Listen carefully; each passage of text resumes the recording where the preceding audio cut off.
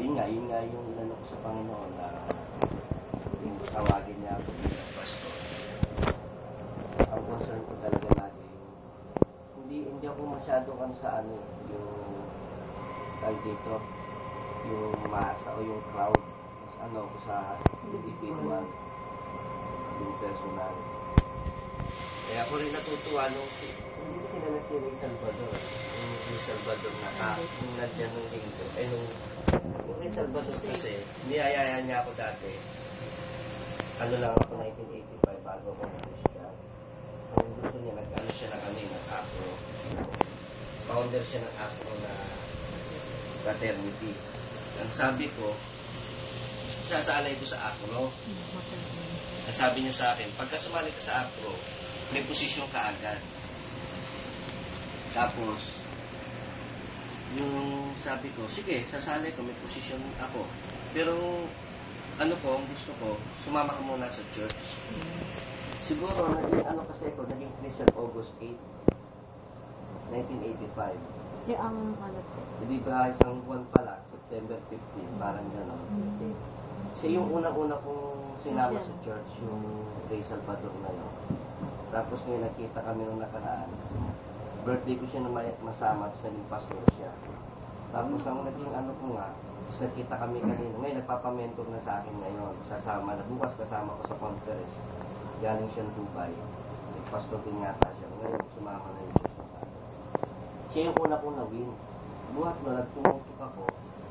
Tapos, kasi yung experiences ko na lahat ng unang batch ng na-win ko yan, sina Sister Nene, kasama ko na-win yan. Tapos, yung sumunod na batch, lahat tatlo yata naging pastor. Si Joey Villados, yung De La Peña, puro na house to house ko lang yun.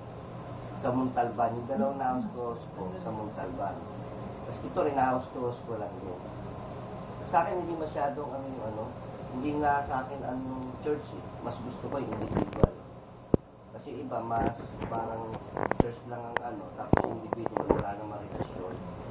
Parang sa akin hindi masyado sa akin Ibig sabihin, ang design yung family relationship. Kaya yun lang naman yung pinapasalamat ko dahil nagkaroon ako ng ganung dito, heart. Salamat sa inyo rin dahil si Brother Boyet, kung yung share ni Brother Boyet, nagkahiwalay kami 1987. Di ba nasasama ko pa dalaga, binata pa ako, naliligaw ako sa kanya, kasama ko si Brother Boyet. Tapos pagka nililigawan din siya, sinasama niya naman ako.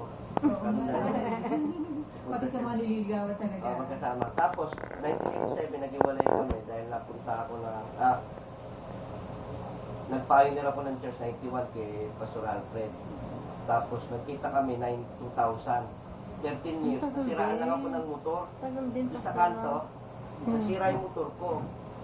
Tapos, wala akong communication yun. Wala, 13 years. Hindi 13, 11.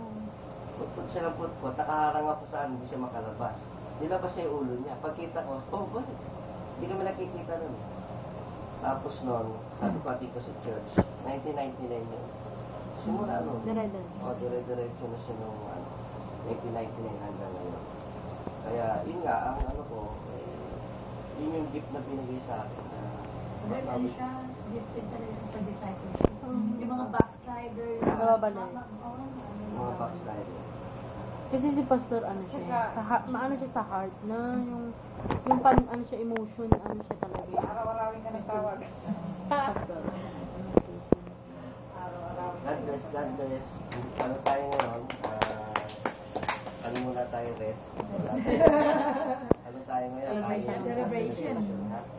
Pastor, excuse me, yung tanong po namin talagang habang pinag-isipan ng pastor yan, prepare ko muna yung Ang tanong, dali na. Ayun nga. Siyempre, meron din yan. Ano yan? Yung mga, siyempre, lumalik na ba? May mentoring din yung mga malalaking church. May mga incident po pa na paano magkaroon ng ganyan? Kasama lagi si Sir Lloyd. Hindi, syempre sa mga gathering, di ba may mga... Hindi na. Wala naman nag-text sa inyo, Pastor. Hello, Pastor. Wala na. Indecent proposal. Hindi Diba? Diba, te? Pag mga nasa music ministry, diba tayo noong araw, pag nasa nagkaroon ka? music, hindi naman. Hindi naman masyado. Swerte.